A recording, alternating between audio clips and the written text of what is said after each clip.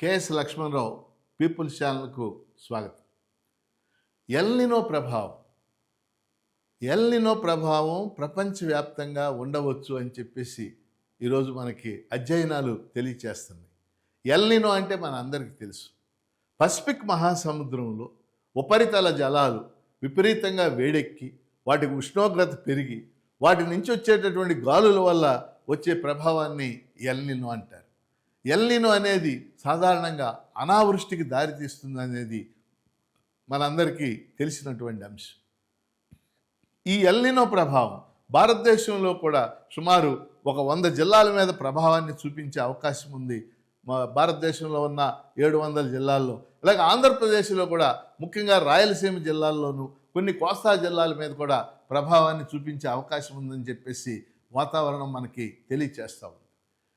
పరిస్థితులు చూస్తే ఈరోజు మనకు కూడా అలా అనిపిస్తుంది. ఇవాళ జూలై మనందరికీ తెలుసు 17వ తేదీ.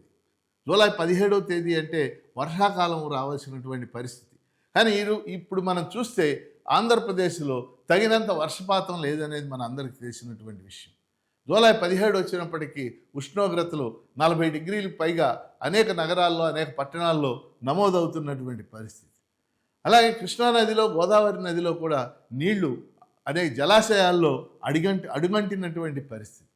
చాలా చోట్ల నారుమళ్ళు, ముఖ్యంగా గోదావరి జిల్లాల్లో ప్రస్తుతం నారుమళ్ళు పోసినటువంటి నారుమళ్ళు అన్నీ కూడా ఎండిపోతున్నటువంటి పరిస్థితి కూడా ఉంది.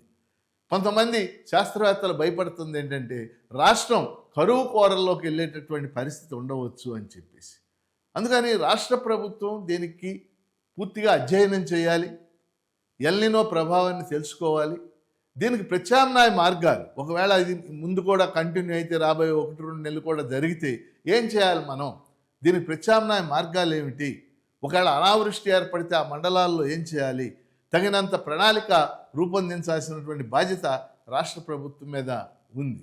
ఎందుకంటే ఎల్నినో గురించి చాలా వ్యాసాలు ఇటీవల మీడియాలో వచ్చినాయి, పత్రికల్లో వచ్చినాయి. అవన్నీ కూడా ఆంధ్రప్రదేశ్లో కూడా కొన్ని ప్రాంతాలు, కొన్ని జిల్లాల మీద ప్రభావాన్ని చూపిస్తుంది. ఎల్నినో తగినంత వర్షపాతం ఉండదు, ప్రజలు మంచినీళ్ళకు కూడా ఇబ్బంది పడే పరిస్థితి రావచ్చు అని చెప్పేసి ఈ అధ్యయనాలన్నీ కూడా తెలియజేస్తుంది.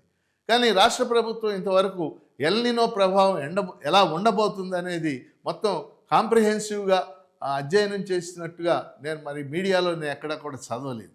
చంద్రబాబు నాయుడు గారు అనేక రివ్యూలు చేస్తూ ఉంటారు, సమీక్షలు చేస్తూ ఉంటారు.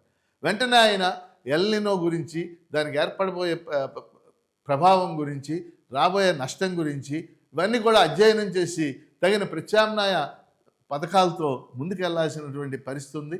ఏ జిల్లాలలో నష్టం జరగబోతుంది అనేది కూడా ఒక అధ్యయనం చేయాల్సినటువంటి పరిస్థితి ఉంది.